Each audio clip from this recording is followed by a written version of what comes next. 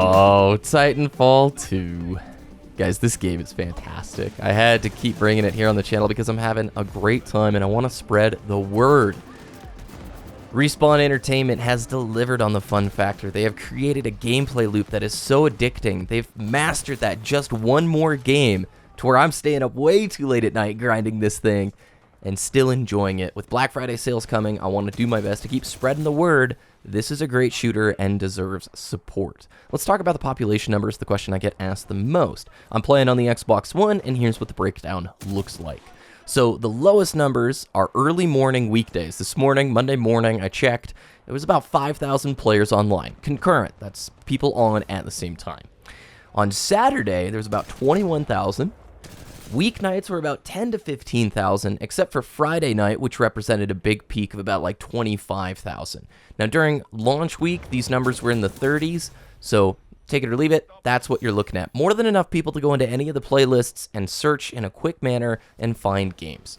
And frankly, I've been having a really fun experience all around, one that is reminiscent of just classic shooter games. The good old, you can tell Respawn are the guys who put together COD 4, MW2, and nailed those really fun gameplay loops. And the same is here. So let's talk about the really weird release date for a second, though, because we finally have some information from one of the producers of Titanfall 2 about that weird release date. Why would you put it a week after Battlefield 1 and right before Infinite Warfare and Modern Warfare Remastered? And here is what Drew McCoy, one of the senior producers on Titanfall 2, had to say. I actually don't know where the decision came from. I just know it was locked in a long time ago, and there was no changing it.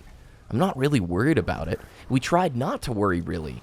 When you care about what other games are doing and when they're releasing, you worry, but at the end of the day, we're releasing a game that we're happy with, and we enjoy playing, that we're proud of. As long as we're doing that, I think we're going to find an audience. It doesn't really matter when it comes out. A good game gets noticed. That is the truth, man. A good game gets noticed, and I want to spread that word to you guys.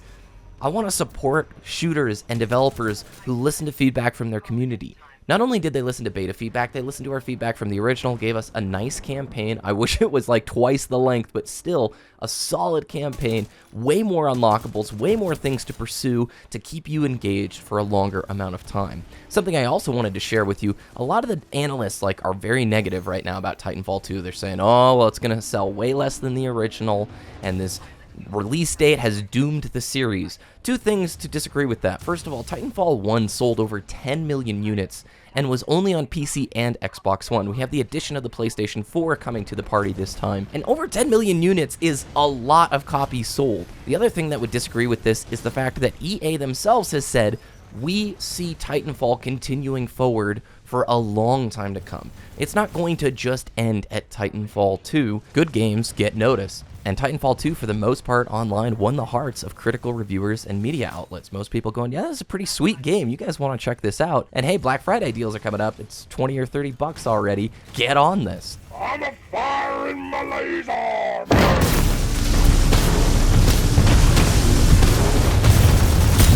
Something key to note, too, is that Respawn Entertainment owns the IP of Titanfall. That means if EA, as the publisher, ever backed away, Respawn could search for another publisher and continue this series, even though EA has publicly said, hey, we're committed to pushing this series forward. I think that might be the reason why Titanfall 2 is on a modified version of the Source engine instead of EA's flagship, Frostbite. Now, this game on the Frostbite engine would be really cool, but as it stands, the Source engine holds a steady 60 on the Xbox One with fairly good visuals. I mean, this game regularly has me stopping going, oh my gosh, how is this thing not exploding my Xbox, because there's quite a few particle effects for the hardware that's inside. Just shows, I think, skill and comfort with their developers and the tools of optimization that they have for Respawn. Something I definitely wanted to share too is, in 2014, Stig Asmussen, who worked on the God of War series, joined Respawn as a game director of a second project that had nothing to do with Titanfall. Now this year, in May, on Star Wars Day, Asmussen announced that Respawn Entertainment, get this, is making a third-person Star Wars game. That's right, Respawn plus Star Wars. I'm there. I am so there. The future's looking really good for Respawn as a studio. Now moving on from just a single game, developing 2 games, you can imagine that their future may be really bright. And I think this type of game, this type of developer deserves support. And I want to keep showcasing the game for you guys, right? If you're still on the fence about it, just wait. Black Friday in the US is coming up pretty soon, as is Cyber Monday. And if you've got, $25, $30, I can't recommend it highly enough. If you guys are playing the game and still enjoying it, I'd love to hear your feedback down in the comments below. It's great to hear others who are enjoying it, or if you have concerns, let us know also.